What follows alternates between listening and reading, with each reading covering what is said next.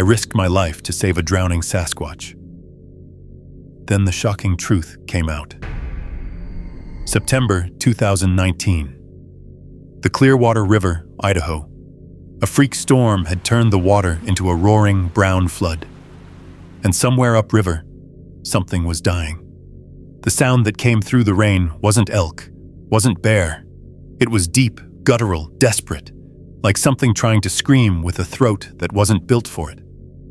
What I found pinned against that log was 7.5 feet tall, soaked reddish-brown hair, a face almost human, and eyes filled with pure terror looking directly at me. 26 years of rescue training made the choice for me. I grabbed my rope and waded in. I saved it. I watched others emerge from the trees and carry it away. But weeks later, I found something in the forest that changed everything. A structure.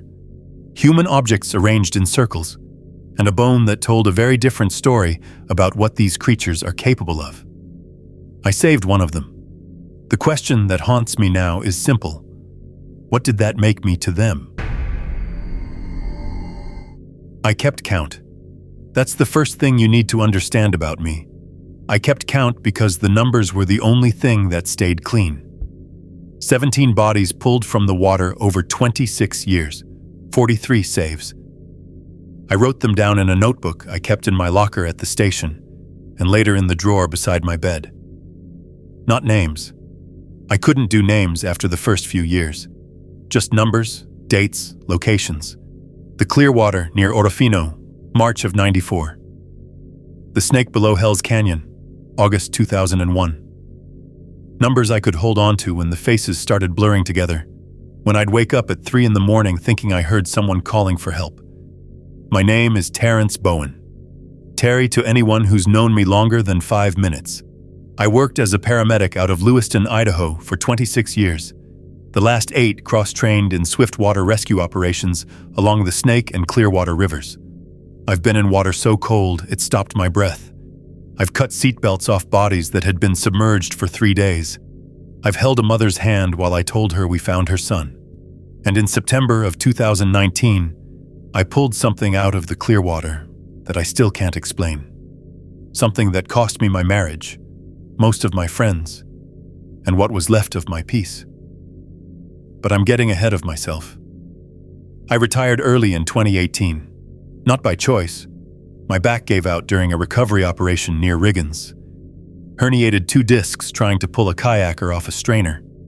The department offered me a desk job, and I lasted about 6 weeks before I started hearing sirens in my sleep.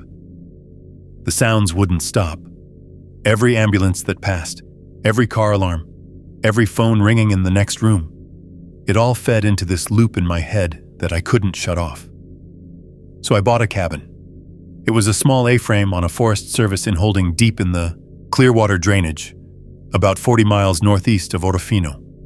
The kind of place you couldn't find unless you already knew it was there. The access road was 12 miles of unmaintained logging track that washed out every spring, sometimes twice.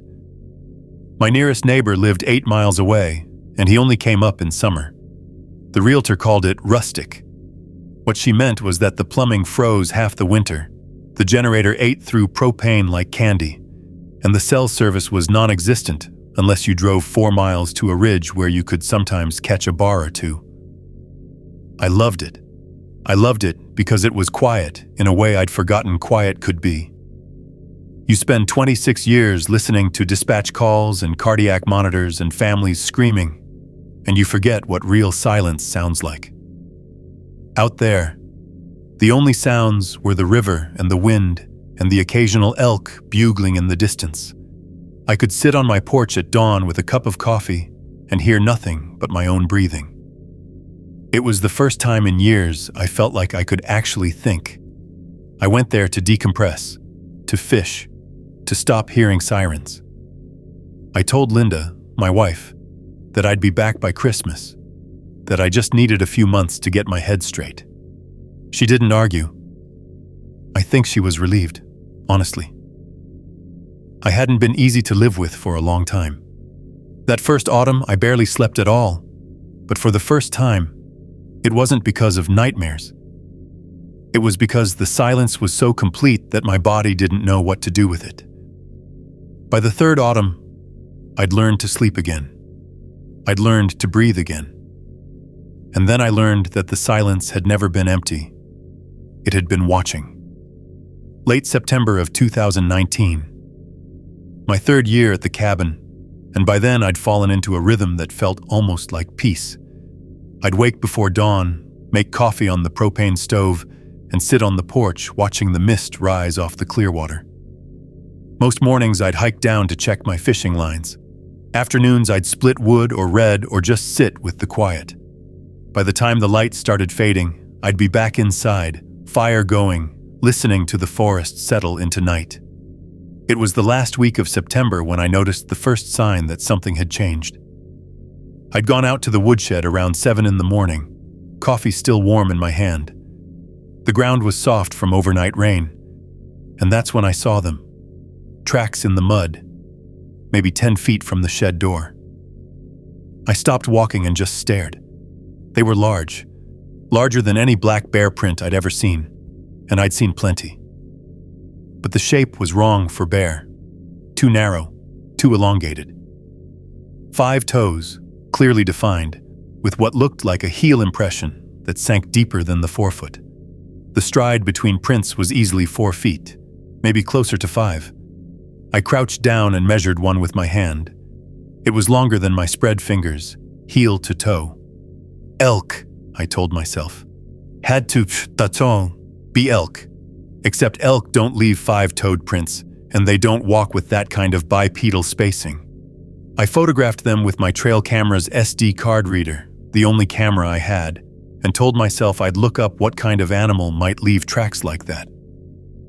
Then I went about my day and tried not to think about it. But the unease had started. That's the thing about unease. It doesn't announce itself. It just settles in like a low-grade fever you can't quite shake. Over the next few days, I noticed other things. A smell that would hang in the air some mornings, thick and musky, like wet dog mixed with something ranker. I assumed a bear was denning somewhere nearby, getting ready for winter. It happens. You learn to give them space. Then came the knocks. It was dusk, maybe 6:30 in the evening. I was on the porch, watching the last light fade from the ridge above my property, and I heard it. 3 distinct strikes, wood on wood, echoing down from somewhere up the slope. A pause. Then 2 more. 3 and 2, like a pattern. Hunters, I told myself, signaling each other. Except rifle season wouldn't open for another 3 weeks, and bow hunters don't usually make that kind of noise. It defeats the purpose. I stood there for a long time, listening. The sound didn't repeat. That night, I locked my door for the first time since I'd bought the cabin. I told myself it was just habit, just the old paranoia from years of responding to break-ins and domestics and all the ways people hurt each other. But I knew even then that something had shifted. The silence I'd come to love had taken on a different quality, not empty anymore, but full. Watchful. The forest felt like it was paying attention, and I had the crawling certainty that whatever was out there already knew exactly where I was. 2 days after I heard those knocks, I found the sapling. I'd set up a game camera about 100 yards from the cabin, mounted on a lodgepole pine that faced a natural game trail. Deer used it regularly, and I'd gotten some nice footage of a black bear sow and her cubs back in August. Nothing unusual, just the normal traffic of a wild place doing what wild places do. That morning I hiked out to check the camera's memory card, same as I did every few days. The air had that crisp bite to it that tells you fall is giving way to something colder. Frost on the ground, my breath visible in front of me. I remember thinking it was a good morning.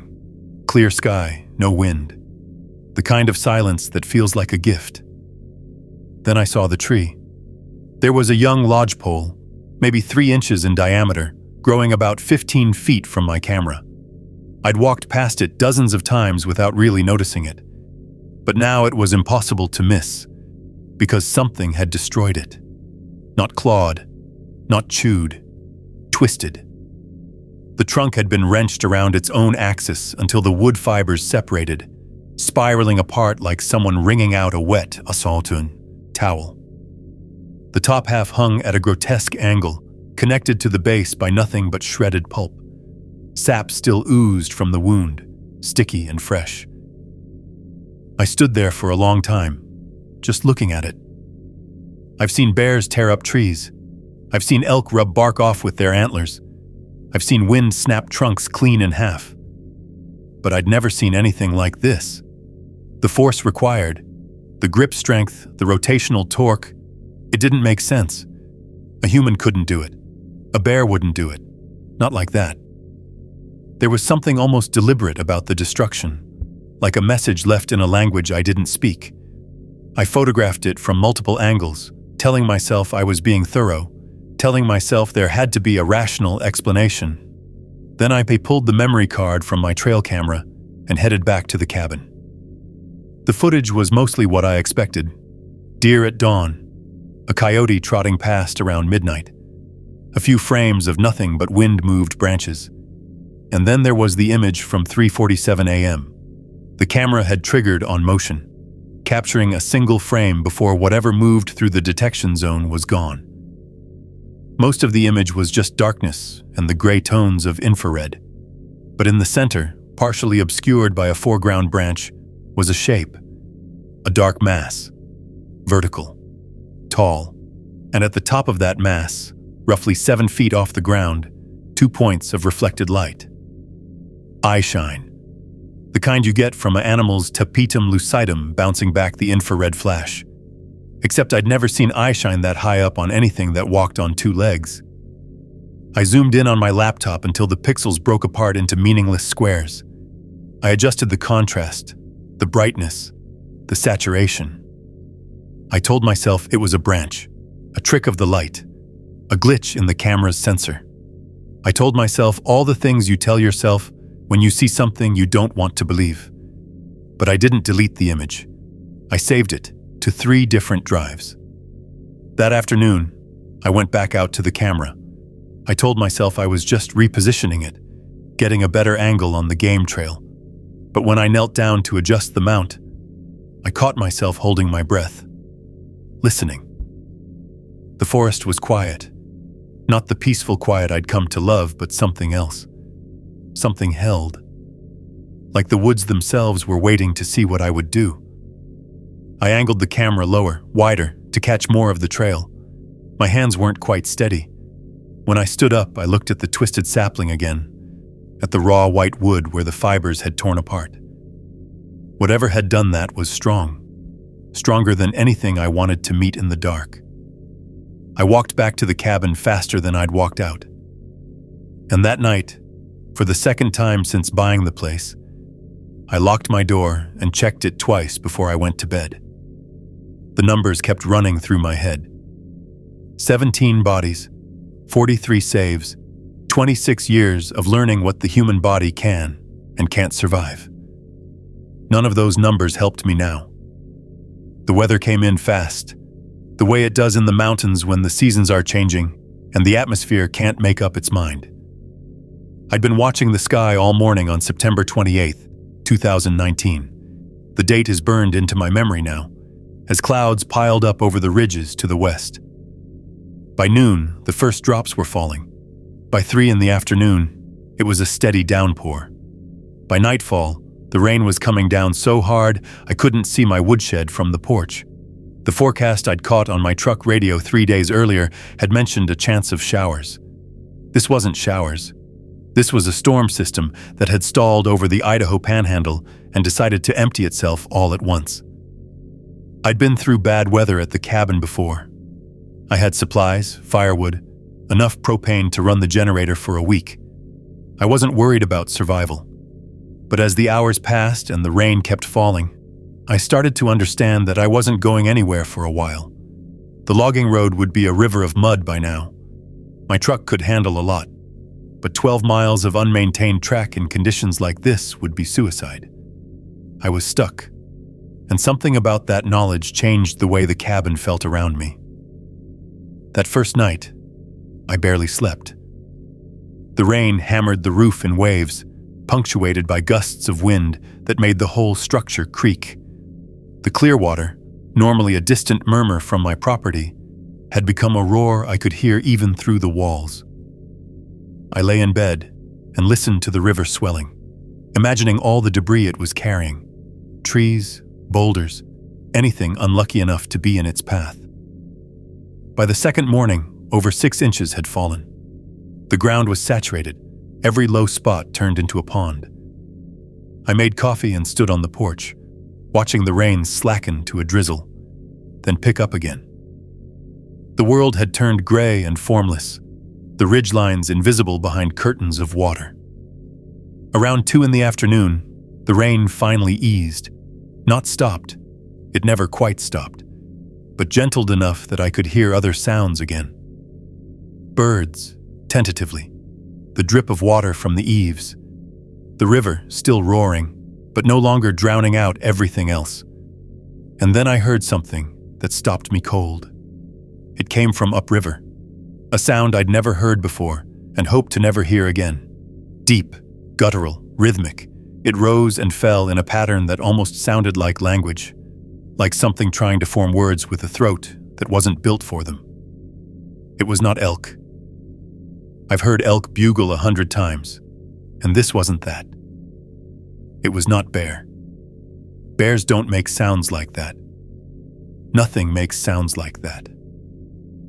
It rose again, louder, more desperate, a bellowing that seemed to come from something in terrible distress, something in pain, something fighting for its life.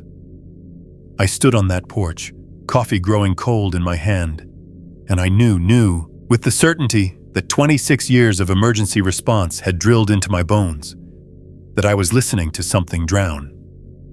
The rational part of my brain said to stay inside, said that whatever was making that sound was not my problem, not my responsibility, probably not even real.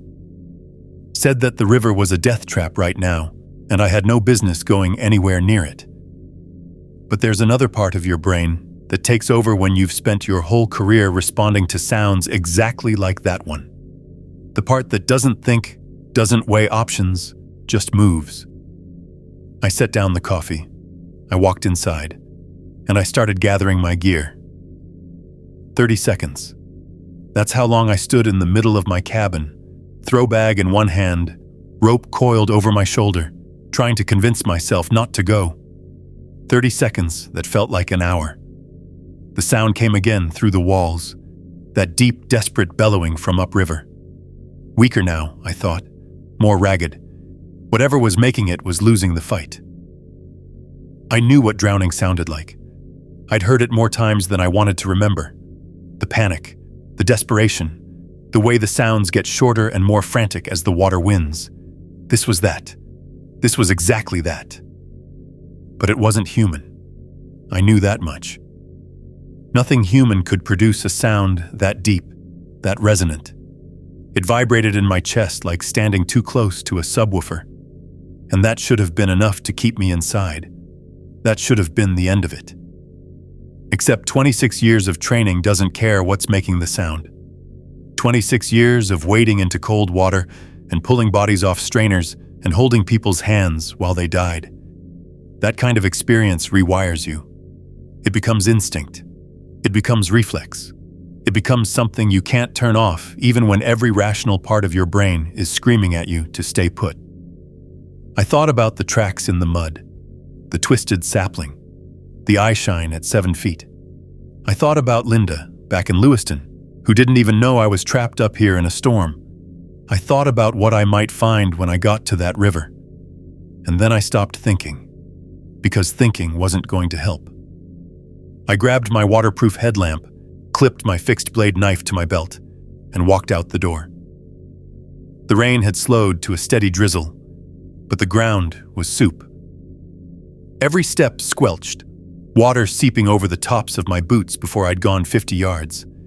The air smelled like wet earth and pine and something else underneath.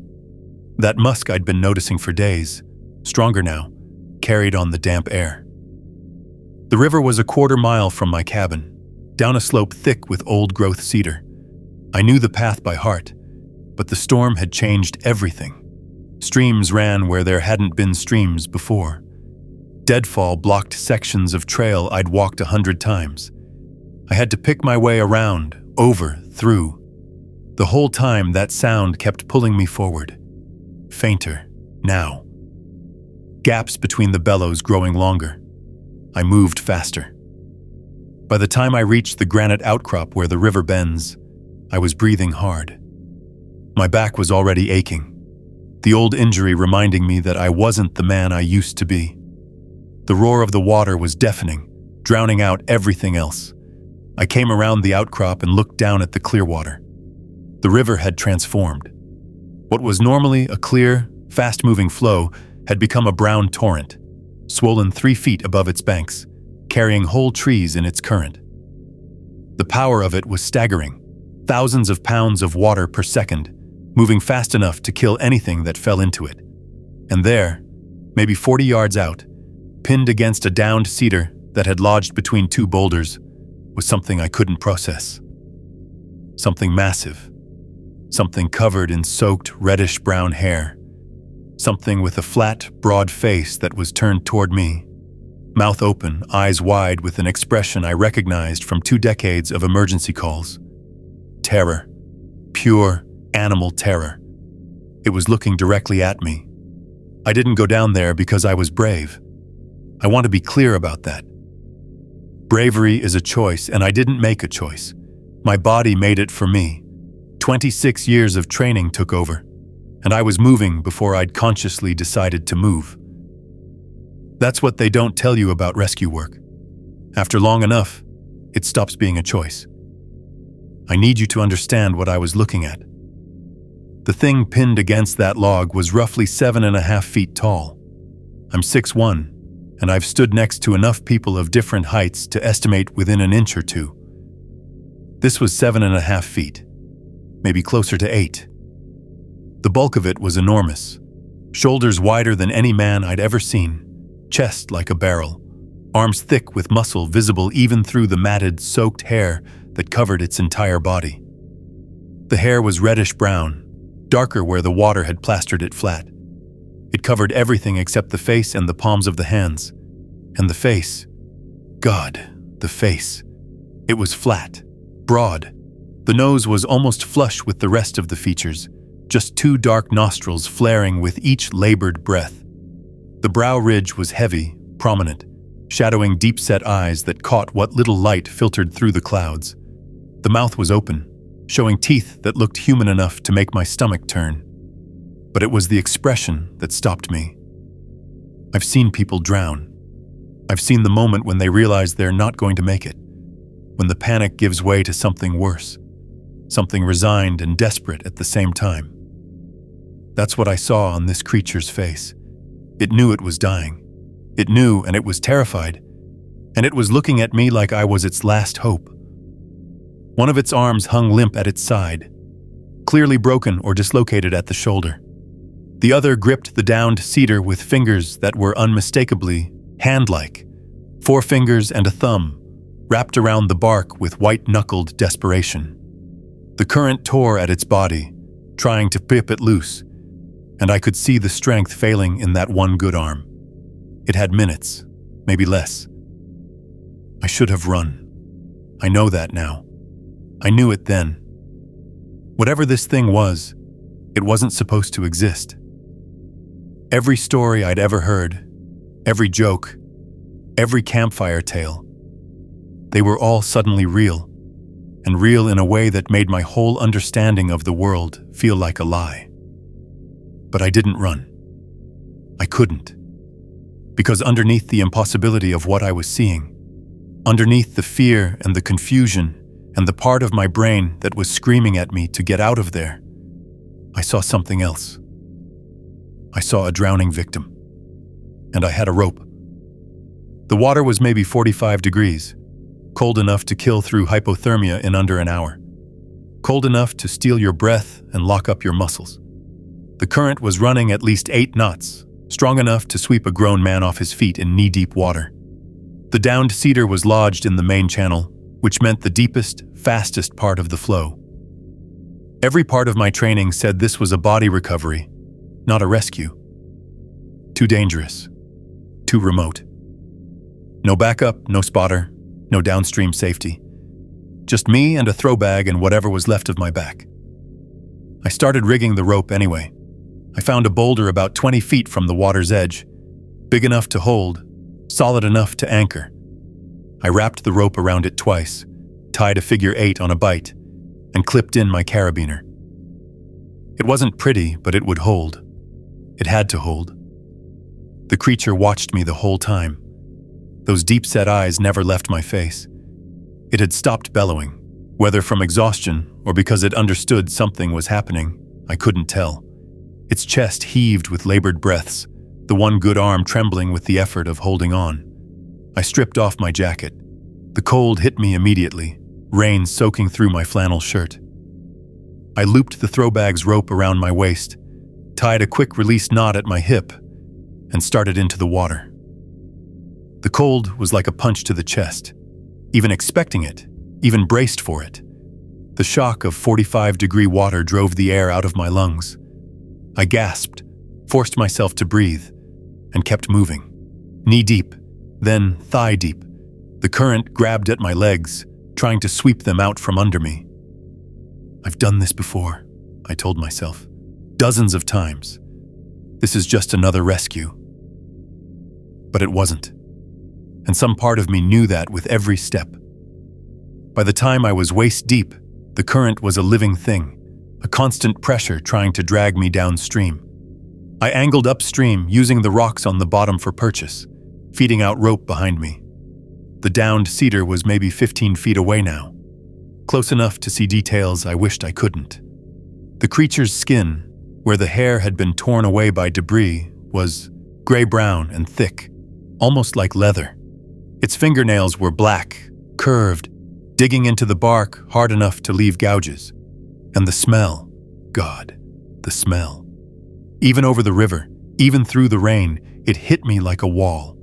Wet dog, decomposition, and underneath that, something almost human, like fear sweat, like the smell of someone who knows they're about to die. I got within arm's reach, its eyes locked onto mine, and something passed between us. I don't know how else to describe it. Not communication, exactly. Not language, but something. A recognition that we were both here, both alive, both aware of what was happening.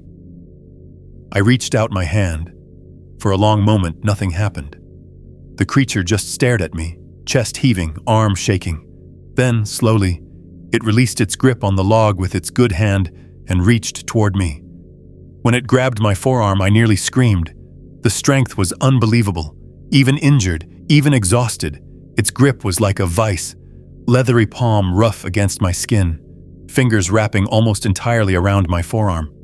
I could feel calluses thick as boot leather, could feel the tremor of overtaxed muscles, could feel the desperation in that grip. But it didn't crush me. It held on, firm but controlled, like it knew exactly how much pressure to apply. I started backing toward the shore, using the rope as a guideline. The creature came with me, half swimming, half dragging itself through the current. Its injured arm floated uselessly at its side. Its legs, and they were legs, not unlike human legs, just thicker, more powerful, kicked weakly against the flow. It took everything I had, every ounce of strength in my legs, every bit of technique I'd learned in 8 years of swift water training. The current fought us the whole way, and my back screamed with every step. I could feel the old injury threatening to give out, could feel my muscles burning, could feel the cold seeping into my core. But we moved. Inch by inch, foot by foot, we moved. 45 minutes. That's how long it took to cover maybe 30 feet of water. 45 minutes of cold and strain and that impossible grip on my arm. And then, finally, we reached the gravel bar. We collapsed onto the rocks together. I lay on my back, gasping, staring up at the gray sky while rain pattered against my face. My whole body was shaking. Cold, exhaustion, adrenaline crash, all of it hitting at once. I couldn't feel my feet. My back had gone from screaming to a dull, ominous numbness that I knew meant trouble later. The creature lay beside me, maybe 5 feet away, close enough that I could hear its breathing, deep, ragged, wet-sounding, close enough that the smell of it filled my nostrils with every inhale. For a long moment, neither of us moved. I turned my head and looked at it. Really looked, for the first time, without the chaos of the river and the urgency of the rescue. It lay on its side, the injured arm curled. Against its chest, the other arm splayed out on the gravel. Its eyes were closed, and for a terrible second, I thought it had died right there beside me. Then its chest rose, fell, rose again. I should have been afraid. I know that. But lying there on that gravel bar, both of us half dead from the cold and the effort, I didn't feel fear. I felt something else, something I still can't quite name. We stayed like that for maybe 5 minutes, just existing in the same space. Two beings who had no business being together, breathing the same air, alive against all odds. Then I heard the sound from the tree line. Low hoots. 2 of them, followed by a third. And then footfalls. Heavy, deliberate, coming closer. I pushed myself up onto my elbows, heart suddenly pounding again. 2 figures emerged from the old-growth cedars at the edge of the gravel bar. They were smaller than the one beside me, maybe 6 feet, 6.5, but built the same way. Broad shoulders, thick limbs, covered in hair that was darker, almost black, slicked down by the rain. They stopped at the tree line and watched me. I didn't move, couldn't move. Every muscle in my body had locked up, caught between the instinct to run and the certainty that running would be pointless. The creature beside me made a sound, not a bellow this time, something softer, deeper, a rumble that seemed to start in its chest and resonate outward, almost like words, almost like language. The 2 figures at the tree line responded with sounds of their own. Then they moved forward, crossing the gravel in long, unhurried strides. They didn't look at me. Their attention was entirely on the injured one. They knelt beside it, lifted it between them, one on each side, supporting its weight with an ease that made my own efforts in the river seem pathetic. The injured creature's head lolled, but it was conscious.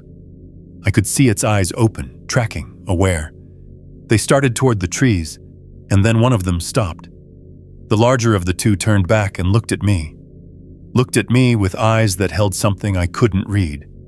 Not gratitude, not threat, just acknowledgement. Recognition. It raised one arm, held it there for a long moment. Not a wave, something more deliberate, something that felt like a statement. Then they disappeared into the cedars, and I was alone on the gravel bar with the rain and the roar of the river and the knowledge that nothing in my life would ever be the same. 3 days later, the storm finally broke. I spent those 3 days in a kind of daze, moving through the motions of survival without really being present. I ate because I knew I had to. I fed the fire because the cold would kill me if I didn't. I slept in short, fitful bursts, waking every few hours to sounds that might have been wind, might have been branches, might have been something else entirely. On the morning of the 4th day, the sky cleared. Pale autumn sunlight filtered through the cedars, and the clear water had dropped back to something approaching normal. I hiked out to the gravel bar, telling myself I needed to see it in daylight, needed to confirm that it had actually happened. There was nothing. The river had scoured the gravel clean. No tracks, no impressions, no hair caught on rocks, no marks in the mud. The downed cedar that had nearly killed that creature was gone, swept downstream to lodge somewhere else or break apart entirely. Even the rope I'd left anchored to the boulder had been carried away by the flood. I stood there for almost an hour, looking for anything, any proof, any evidence that I hadn't lost my mind. I found nothing. That afternoon, I drove the 4 miles to the ridge where my phone could catch a signal. The logging road was bad, ruts like canyons, standing water everywhere, but my truck made it. I sat in the cab for a long time, staring at the phone in my hand, trying to figure out what to say. Then I called Linda. She picked up on the 3rd ring. I could hear the relief in her voice when she realized I was okay, followed almost immediately by the concern. I'd been out of contact for nearly a week. She'd been worried. She'd almost called the Forest Service. I should have told her I was fine. Should have made up some story about the storm, about being stuck, about losing track of time. Should have kept my mouth shut and driven back to Lewiston and never spoken of any of it. Instead, I told her everything. The silence on the other end of the line was worse than disbelief. I could hear her breathing, could hear the occasional small sound that meant she was still there, still listening. But she didn't interrupt, didn't ask questions. Just let me talk until I ran out of words. When I finished, the silence stretched for a long time. "Terry," she finally said. Her voice was careful, measured, the voice she used when she was trying not to say something she'd regret. "You've been through a lot. The isolation, the storm, everything with your back. Maybe you should come home. Talk to someone." "I know what I saw, Linda. I'm not saying you didn't see something. I'm saying..." She stopped, took a breath. "Just come home, please." I told her I would. Soon. I just needed a few more days to get my head straight. That was my first lie. The first of many. Because I didn't go home. I stayed at the cabin, and every day I went back to that gravel bar. Every day I walked the trails, looking for tracks, for broken branches, for any sign that they were still out there. I repositioned my game cameras. I set up audio recorders on the ridges. I started keeping a journal, documenting every knock, every howl, every moment when the forest felt like it was watching. The knocks came more frequently now, closer. Sometimes I'd hear them right after sunset, echoing down from the slope above my cabin. 3 and 2, always 3 and 2. Linda called every few days. Our conversations got shorter, more strained. She didn't call me crazy. She called me obsessed. Looking back, I understand the distinction didn't matter. Early October, 2 weeks after the rescue. I'd been expanding my search pattern, pushing further from the cabin each day, following game trails I'd never bothered with before. The forest was changing, leaves turning gold and red, mornings cold enough to see my breath. I moved carefully, quietly, stopping often to listen. That's how I found the structure. It was about a mile from the gravel bar, in a dense stand of old-growth cedar where the canopy blocked most of the light. I almost walked past it. The construction blended with the forest so well that at first my brain didn't register it as anything unusual. Then I stopped. Looked again. A teepee-like assembly of logs and branches, built around the base of a massive cedar. The logs were thick, 6 inches, 8 inches in diameter, and they'd been leaned against each other with a precision that couldn't be accidental. This wasn't windfall. This wasn't a hunter's blind. This was deliberate, constructed. I approached slowly, heart hammering in my chest. The entrance faced away from the prevailing wind, a gap just wide enough for something large to pass through. I crouched down and looked inside. The interior was dim, but not dark. Enough light filtered through the gaps in the branches to see what was arranged on the ground. A rusted coffee can, the label long since rotted away. A faded plastic tarp fragment, folded neatly. A length of green paracord, coiled like someone had kept it for later use. Human objects, collected, arranged in a rough circle around the center of the space, and in the center, partially buried in the accumulated duff of years, something pale, something smooth. I knew what it was before I brushed away the debris. 26 years as a paramedic, 17 bodies pulled from the water. You learn what human bones look like. It was a femur, sun-bleached, old, but unmistakably human. The shaft was intact, but there were marks on the surface, grooves and scratches that formed a pattern I didn't want to think about too closely. My hands were shaking as I photographed it. Every angle, every detail, the way it sat in relation to the other objects. I don't know why I was so methodical. Training, maybe. The part of my brain that knew evidence mattered, even when I had no idea what to do with it. I found a plastic bag in my pack and carefully lifted the bone inside. It was lighter than I expected, dry. Whatever had happened to its owner had happened a long time ago. I carried it back to the cabin with hands that wouldn't stop trembling. That night, I sat at my table and stared at the bag for hours. The femur inside was real, solid, undeniable. Not a blur on a camera, not a sound in the dark, not a shape glimpsed through rain and chaos. Proof that something had lived here, and proof that something had died. I didn't sleep at all that night. I just sat there, listening to the knocks echo down from the ridge. 3 and 2, 3 and 2, wondering what kind of contract I'd entered when I'd waded into that river. I kept the bone in a lockbox under my bed for 2 weeks before I worked up the courage to do something about it. Every night I'd lie there, staring at the ceiling, knowing it was just a few feet away. A piece of someone. A person who had walked into these woods 30-some years ago and never walked out. A person with a name, a family, a life that had ended in a way I didn't want to think about too closely. The marks on the bone haunted me. Those grooves and scratches, too regular to be random damage, too deep to be casual scavenging. Something had gnawed on that femur with purpose. Something with teeth that weren't quite human and weren't quite animal. I needed to know, and I needed someone else to confirm what I was seeing. Back in 2015, I'd worked a river recovery case with a forensic anthropologist from the University of Idaho. A floater had turned up near Lewiston, badly decomposed, and the medical examiner had called in a specialist to help with identification. Her name was Nadia Volk.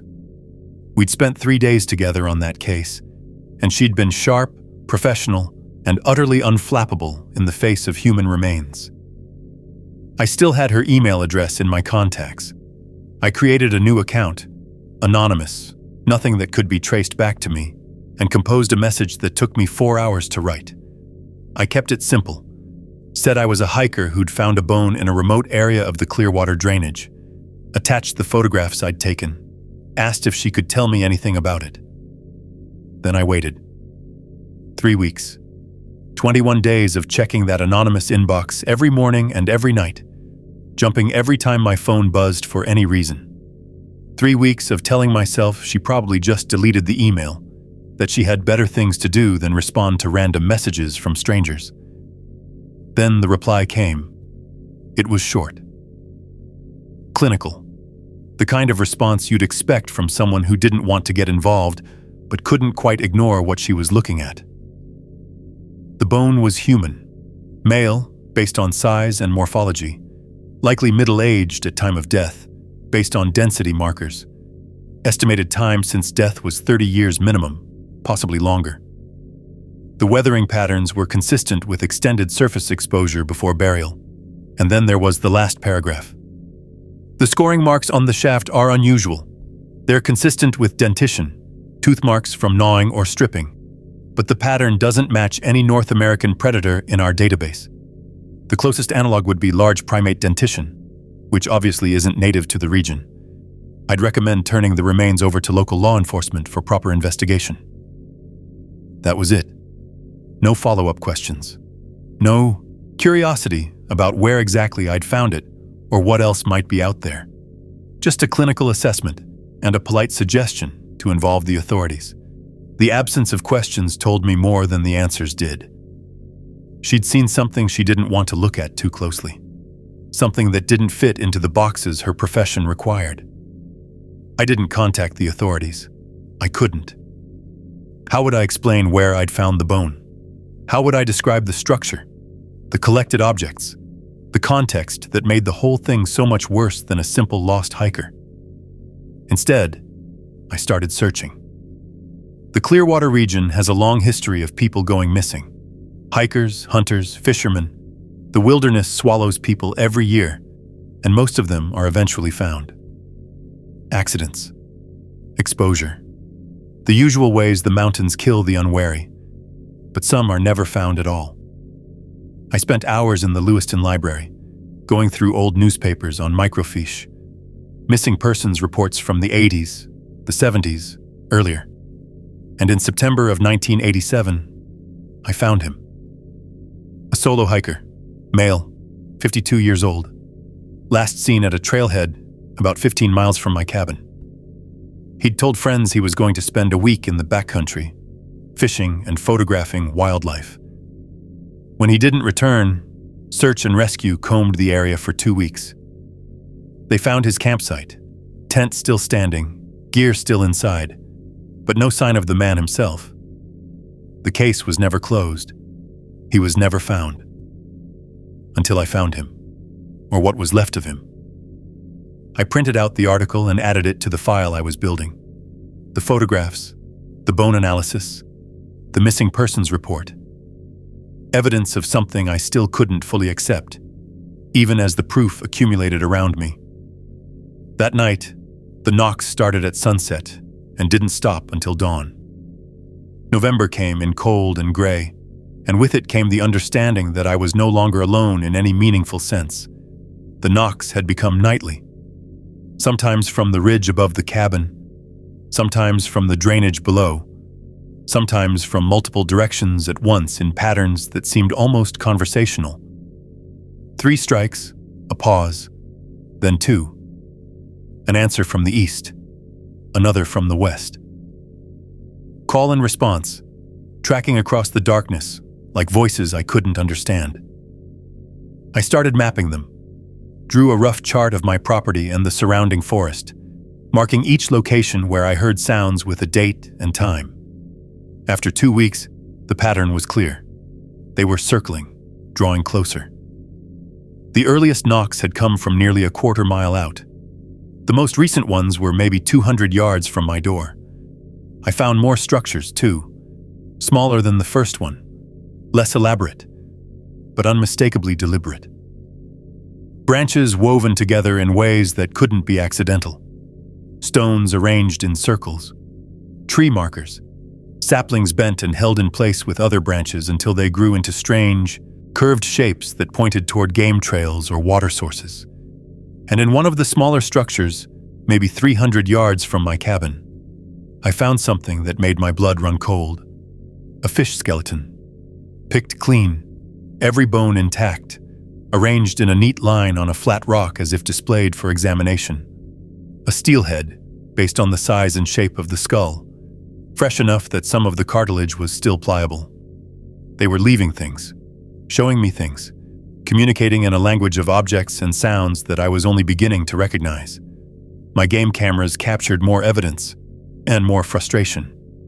Blurs at the edge of frame, eye shine in the darkness, always just out of focus. One image showed what might have been a hand, massive and dark, reaching toward the camera housing before the motion sensor triggered. The next frame showed nothing but empty forest. They knew where the cameras were. They were avoiding them deliberately. Or maybe they were testing them, learning the patterns the same way I was learning theirs. I started sleeping with the rifle beside my bed. A Remington 870 I'd owned for years but rarely used. I loaded it with buckshot and kept it within arm's reach, though I wasn't sure what I'd do if I actually had to use it. Shoot one of them? And then what? Wait for the others to respond? The thought kept me awake more than the knocks did. Linda stopped calling in early November. Our last conversation had been brief and painful. Her asking when I was coming home, me saying I didn't know. The silence between us growing until she finally said she couldn't do this anymore. She didn't say goodbye. She just hung up. And I sat there with the dead phone in my hand, listening to the knocks echo down from the ridge. I should have left then. I know that now. Should have packed up the truck, driven the 12 miles of logging road, and never looked back. But I couldn't. I was caught in something I didn't understand, pulled forward by the same compulsion that had made me wade into that flooded river. I needed to know what they wanted. I needed to understand what I'd become to them. The answer came on a cold morning in mid-November when I opened my cabin door and found something waiting on the doorstep. A steelhead trout. That's what was waiting for me. It lay on the rough wooden planks of my doorstep, positioned neatly in the center of the mat, as if someone had taken care with the placement. The fish was fresh, still wet, scales glistening in the pale morning light, a faint wisp of steam rising from its body into the cold November air. Maybe 18 inches long, a healthy silver specimen with that distinctive pink stripe down its flank. I stood in the doorway for a long time, minutes maybe. The cold seeped through my socks, but I didn't move. I just stared at that fish and tried to make my brain process what I was seeing. There were no tracks. The frost that had settled overnight lay, undisturbed across the clearing around my cabin, a thin white crust on every surface, fragile and complete. Nothing had walked through it. Nothing had left prints leading to my door or away from it. The fish had simply appeared, as if placed there by something that didn't touch the ground. I knew that wasn't true. I knew something had brought it, had walked right up to my cabin while I slept, close enough to touch my door. Something that knew how to move without leaving traces, or knew how to erase the traces it left. The knocks had been close last night, closer than ever before. I'd heard them maybe 50 yards out, circling, pausing, circling again. I'd lain in bed with the rifle across my chest, listening to them communicate in that strange pattern. 3 and 2, 3 and 2, until exhaustion finally pulled me under sometime after 2 in the morning. And while I slept, one of them had come to my door. I crouched down and looked at the fish more closely. It was freshly caught, no question about that. The gills were still red, the eyes clear and unclouded.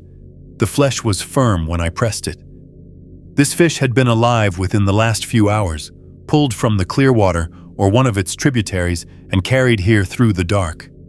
There were no marks from a hook, no net damage, no signs of how it had been caught at all, which meant either a trap or bare hands. And I didn't want to think too hard about what kind of hands could catch a steelhead in cold water. I picked it up. It was heavy, maybe 3 pounds, and the cold of it seeped into my palms. I carried it inside and set it in my sink, then went back to the door and looked out at the forest. Nothing moved. The trees stood silent and still, their branches heavy with frost. The sky was that flat gray that comes before winter truly sets in. The kind of light that makes everything look two-dimensional. If anything was watching me from the tree line, I couldn't see it. But I felt it. That crawling certainty that had become my constant companion since the rescue. The sense of being observed by something patient, something curious, something that was trying to understand me the same way I was trying to understand it. I closed the door, locked it, stood there with my hand on the deadbolt, trying to decide what to do next. The fish was a message. That much was obvious. But what kind of message? The obvious interpretation was gratitude. I had saved one of them, pulled it from the river when it was drowning, helped it reach shore, let it go back to its own kind. Maybe this was payment, a debt acknowledged and repaid. But there were other interpretations, and they kept circling through my mind like the knocks circling my cabin. Maybe it was a demonstration, a way of showing me what they could do, that they could approach my home whenever they wanted, that my locked door and my rifle and my careful vigilance meant nothing, that I was only alive because they allowed it, or maybe it was something else entirely. A test, perhaps, an offering that required a response. The beginning of a negotiation I didn't know the rules for. I thought about the hiker who had vanished in 1987, the femur with its scoring marks, sitting in a lockbox under my bed, the structure where I'd found it, with its collected human objects arranged in careful circles. They took things from us, collected them, kept them for reasons I couldn't begin to understand, and now one of them had given me something in return. I cooked the fish that night. I don't know why. Throwing it away felt wrong, disrespectful somehow, like rejecting a handshake or refusing a gift from a neighbor. But eating it felt wrong too, like accepting terms I hadn't agreed to, signing a contract written in a language I couldn't read. I cooked it anyway, pan-fried it in butter with salt and pepper, the way I'd cooked 100 steelhead before. It was delicious, firm, pink flesh, fresh as anything I'd ever caught myself. I ate it at my small table, with the rifle leaning against the wall beside me, listening to the silence outside. The knocks didn't come that night. For the first time in weeks, the forest was quiet. I didn't sleep anyway. I lay in bed and stared at the ceiling and thought about what I'd done, what I'd accepted, what it might mean. The numbers ran through my head the way they always did. 17 bodies, 43 saves, and now this, a fish on my doorstep, a silence in the woods, a relationship I hadn't asked for and didn't know how to end. I saved one of them, and now they were saving me, or watching me, or claiming me. I couldn't tell the difference anymore. I'm not sure there was one. The call came in early December, 3 weeks after the fish appeared on my doorstep. I'd driven the 4 miles to the ridge where my phone could catch a signal, same as I did every few days to check messages. There were 2 voicemails from Linda. The first was short, just asking me to call her back when I could, her voice carefully neutral. The second was longer, and I could hear something different in it, something that had shifted since the last time we spoke. I called her back. She answered on the first ring. Terry. Just my name, but the way she said it told me everything I needed to know. Linda, I got your messages. A long pause. I could hear her breathing, could hear the sounds of our house in Lewiston in the background, the television, the furnace humming. Sounds of a normal life I hadn't been part of in months. I talked to a lawyer, she said finally. I'm filing for divorce. I should have been surprised. I should have argued, pleaded, promised to come home. But sitting there in my truck on that frozen ridge, looking out at the gray December sky, all I felt was a kind of hollow recognition. I'd known this was coming. Maybe I'd known since the moment I called her from this same spot in October and told her what I'd seen. Okay, I said. Okay? Her voice cracked. That's all you have to say? 22 years, Terry. 22 years and you say okay? What do you want me to say? I want you to come home. I've wanted that for months. But you won't, will you? You're going to stay up there in those woods until... She stopped herself, took a breath. I can't do this anymore. I can't be married to someone who's chosen to disappear. She wasn't wrong. That was the worst part. She wasn't wrong about any of it. I'd lost 15 pounds since September. I knew because my pants didn't fit right anymore. Because I could feel my ribs when I lay down at night. I hadn't slept more than 3 hours at a stretch since finding the bone. My hands shook sometimes when I wasn't expecting it, and I'd caught myself talking out loud to no one, rehearsing conversations with things that didn't talk back. I was coming apart. Slowly, quietly, in the privacy of that cabin in the woods, I was unraveling into something I didn't recognize. I'm sorry, I said, and I meant it. I was sorry for all of it, for the years I'd been difficult to live with, for the trauma I'd brought home from work and never properly dealt with, for the silence I'd retreated into when I should have been present, for choosing to stay in a place where I'd found something impossible instead of coming home to someone who loved me. I know, she said. I know you are, but sorry doesn't fix anything, does it? The line went quiet. I listened to her breathe for a while, knowing it might be the last time. Take care of yourself, Terry, she said finally. Whatever's happening up there, just take care of yourself." Then she hung up, and I sat in my truck and watched the frost form on the windshield while the cold crept in. I didn't go back to the cabin right away.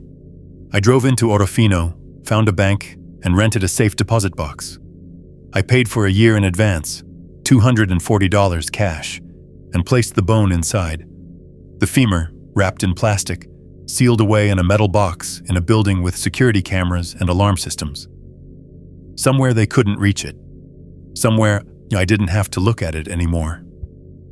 I told myself I was protecting the creatures, keeping their secret, preserving their existence from a world that would hunt them down if it knew the truth.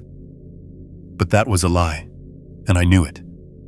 I was protecting myself from the questions I'd have to answer if I turned the bone over to authorities. From the attention, the scrutiny, the inevitable conclusion that Terry Bowen had lost his mind in the Idaho wilderness and fabricated a story to explain his breakdown.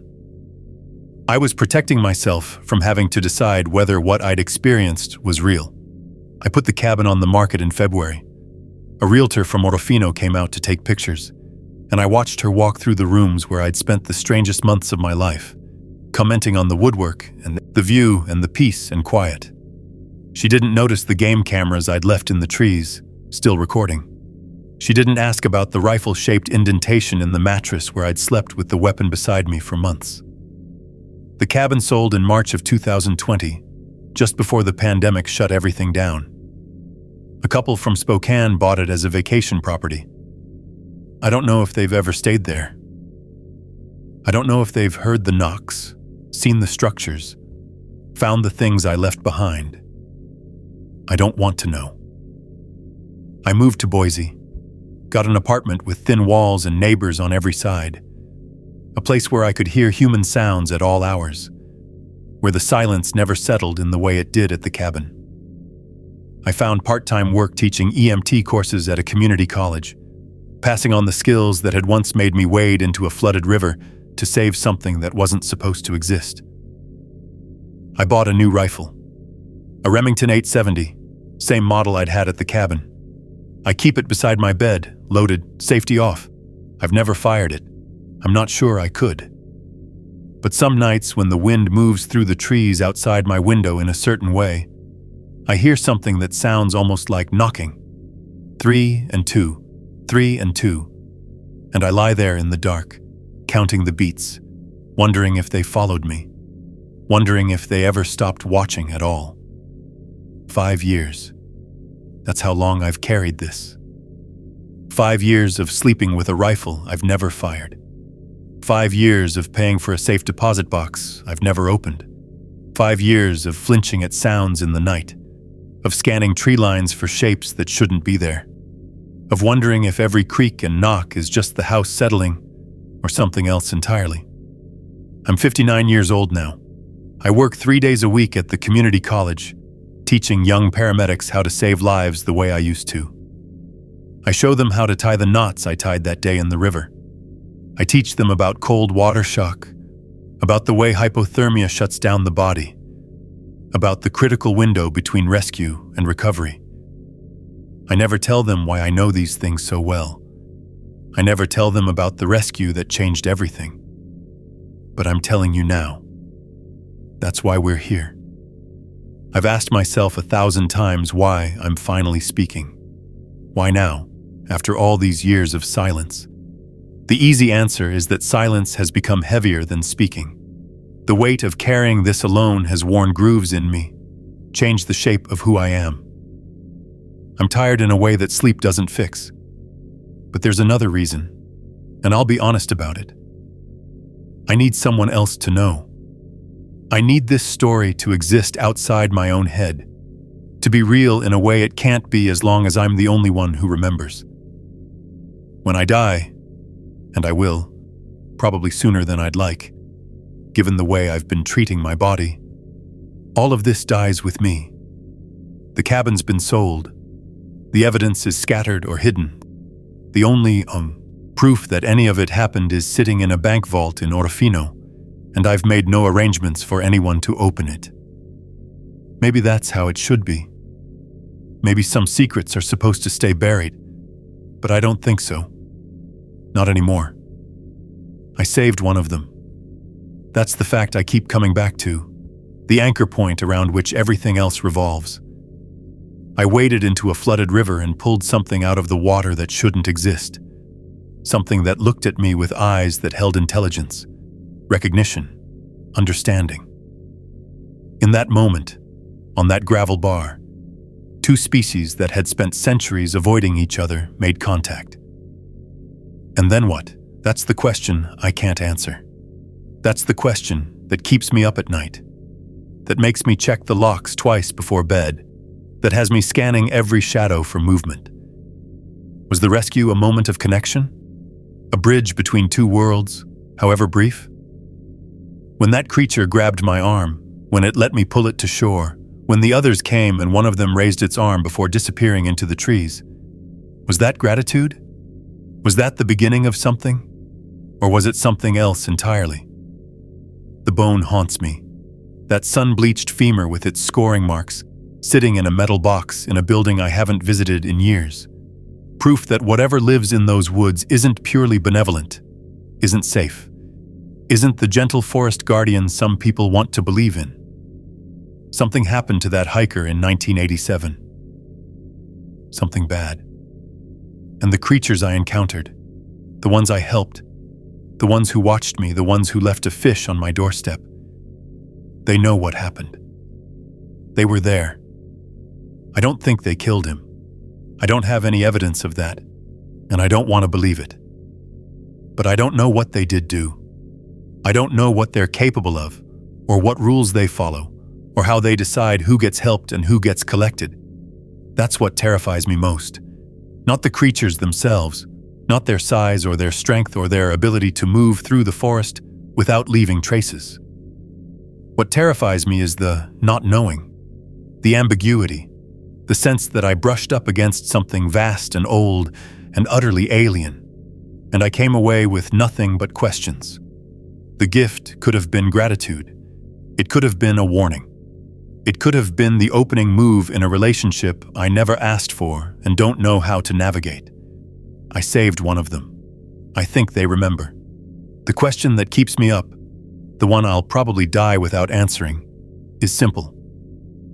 What do they do with that memory? Do they think of me the way I think of them? Do they watch from distances I can't perceive, tracking my movements, noting my choices? Am I still part of their world somehow, connected by that moment in the river? Or have they forgotten me entirely, moved on to other territories and other encounters, leaving me to carry this weight alone? I don't know. I'll never know.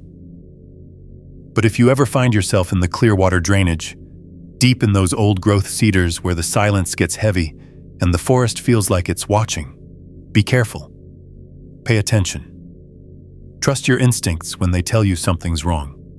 And if you hear knocking in the night, 3 strikes followed by 2, don't tell yourself it's just the wind. It isn't.